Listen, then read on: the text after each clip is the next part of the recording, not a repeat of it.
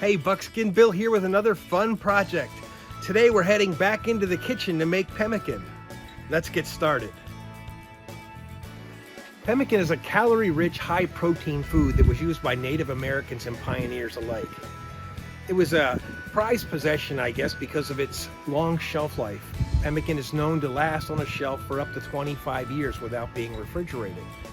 Pemmican is made primarily of a dried meat that is pulverized and then mixed with an equal amount of tallow.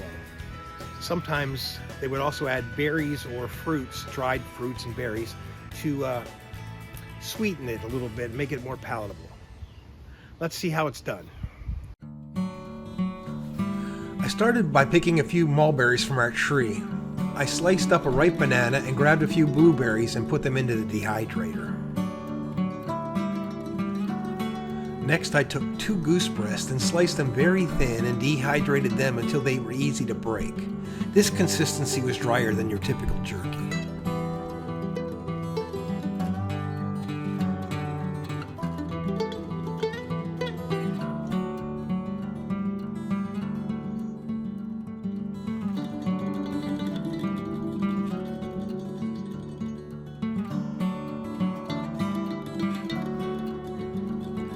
I put the dried meat into a food processor to pulverize it into a meat powder. My Ninja was on its last legs and burned up while working on the goose. It got the job done before it succumbed to its final resting place. I then processed the dried berries and banana in a food processor to make them into a fine powder as well.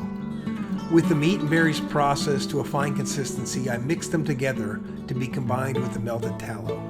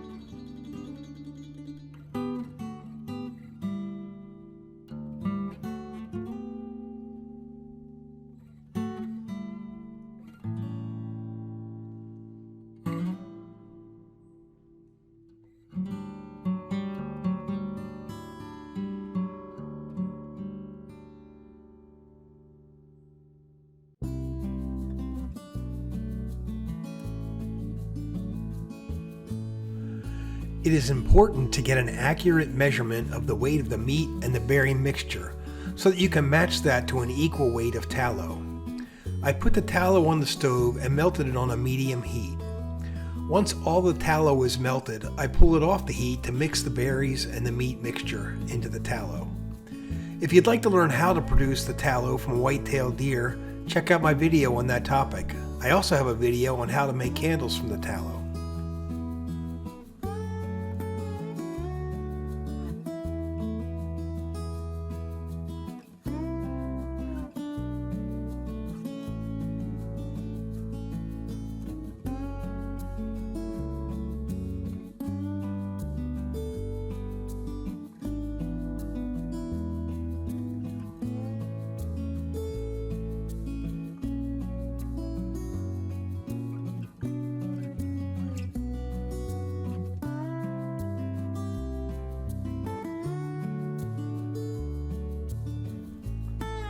Stir the meat mixture into the tallow, ensuring that all of the meat is well saturated with the tallow. Then allow it to cool enough that you can take it into your hands and form cakes.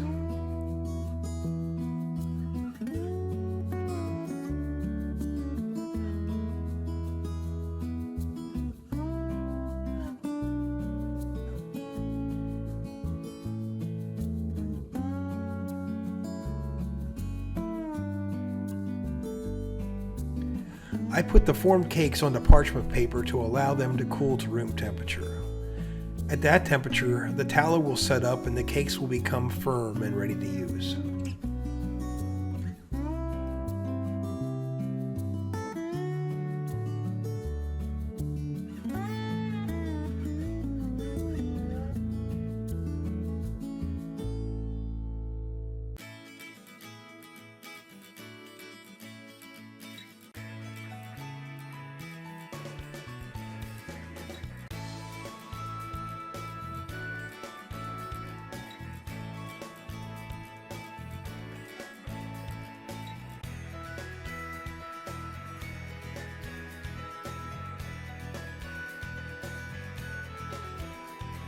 And now for our final testing of our pemmican. So here's our finished pemmican. You can see it's very solid. Cut a piece off of here.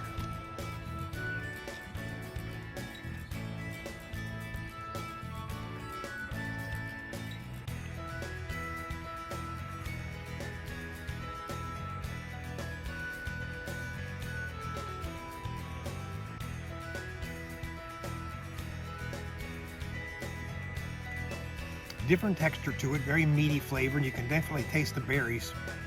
I definitely survived on it, and I could eat it. I'll share another video later when I start to cook with it. If you like the video, please hit the like and subscribe button, and as always, thanks for watching.